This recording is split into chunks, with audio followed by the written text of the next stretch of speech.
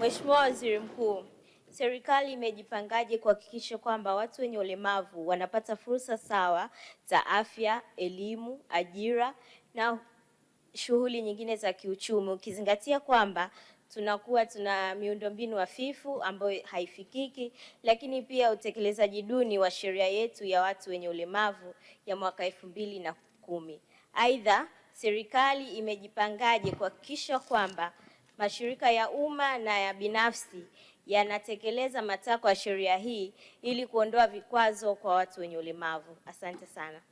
Na Mheshimiwa Spika, mimi ni balozi wa watu wenye ulemavu, na hoja hizi ambazo Mheshimiwa mbunge amezisema zote ni hoja za kimsingi, na niipongeze serikali kwa hatua ambazo tayari imeshazichukua. Mheshimiwa Spika, tumeshaweka sheria, sera, miongozo na maelekezo kuhusu namna ya kushughulikia masuala haya na mahitaji ya lazima kwa wenzetu wenye ulemavu.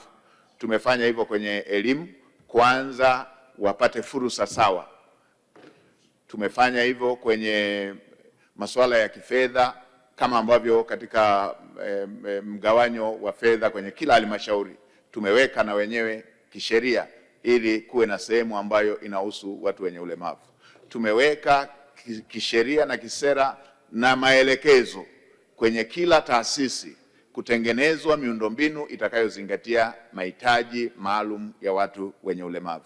Lakini Mheshimiwa Spika, tumeweka pia kwenye sheria zetu kama ambavyo utakumbuka tulivyokuwa tunapitisha hapa sheria ya manunuzi, tuliweka ulazima kwenye kila zabuni zinapotolewa katika mwaka wa fedha lazima kuwe na asilimia takriban 30 ambayo itaenda kwa watu wenye ulemavu, ambalo hilo ni eneo linalolenga masuala ya kiuchumi. Hivyo na kwenye masuala ya ajira, na hivyo kwenye masuala ya mgawanyo wa fedha. Mheshimiwa Spika, serikali itaendelea kusimamia miongozo yake pamoja na masuala ya kisera na kisheria ambayo imeshayaweka ili kuweza kuhakikisha kwamba yale ambayo yameelekezwa yanawanufaisha wenzetu wenye mahitaji hayo maalum.